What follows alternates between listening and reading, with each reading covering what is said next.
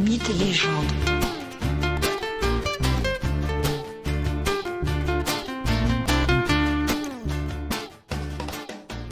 Bonjour à tous et bienvenue dans ce nouvel épisode de Mythes et légendes.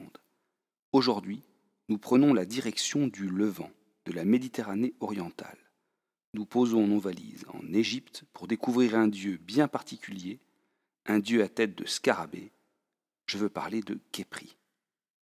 Les Égyptiens anciens pensaient leur dieu de manière très différente des Grecs ou des Romains. Khépri est en cela un exemple typique. À l'instar du bousier, ce gros scarabée africain roulant une boule de bouse, Khépri est le dieu scarabée, roulant devant lui le disque solaire. Khépri est cette force de la renaissance journalière, du retour du soleil, de son retour jour après jour.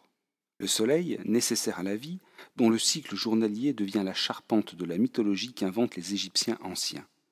Ce même soleil est Khépri le matin, symbole de renouveau. Il devient Ré lorsqu'il est au zénith à midi, Ré, le grand dieu solaire. Il est alors symbole de force, de puissance. Puis, toujours ce même soleil devient Atum le soir lorsqu'il décline. Atum signifie celui qui achève, celui qui prend fin. Ainsi, dans ce cycle quotidien, symbole de cycle plus long, Khépri est le dieu créateur, celui qui initie, celui qui commence. Ces trois dieux, Khépri, Ré et Atum, forment ainsi un ensemble, une triple personnalité du même dieu, comme à l'image des trois moments clés de la vie, du soleil, mais aussi de la vie humaine tout simplement. On voit ici à quel point le sens de la mythologie égyptienne est original. Ces trois dieux forment la triade héliopolitaine, c'est-à-dire les trois principaux dieux qui ont longtemps été vénérés à Héliopolis, la ville du soleil. C'est une grande cité qui a été construite au bord du Nil, au nord du delta.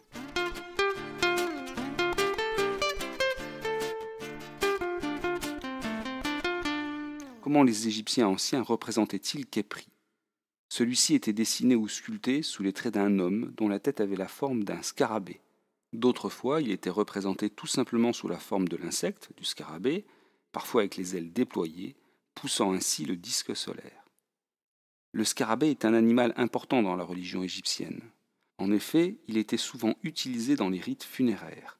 Son rapport avec l'idée de renouveau ou de renaissance en fait un animal de choix pour aider le défunt à entrer dans sa nouvelle vie. Par exemple, on pouvait mettre des scarabées sculptés à la place du cœur du défunt, à l'intérieur de la momie.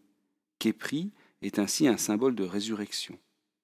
Et des égyptologues, comme le français François Mariette, au XIXe siècle, ont mis au jour des momies portant des amulettes ou des anneaux montés d'un scarabée sculpté.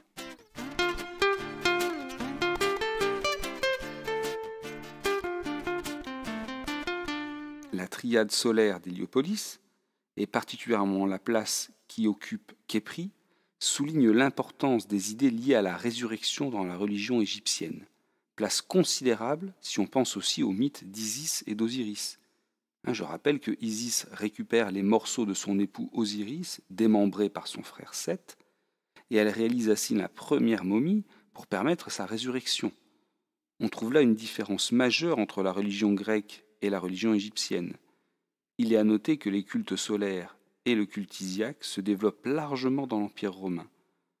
En cela, lorsque au sein du judaïsme naît le christianisme au Proche-Orient et au sein de l'Empire romain, l'idée même de résurrection n'est pas une innovation. Ce n'est pas une idée neuve. Il y a là un véritable soubassement religieux. Même si, cela va de soi, la résurrection telle que présentée par l'Église est très différente de celle présentée au sein de la religion égyptienne.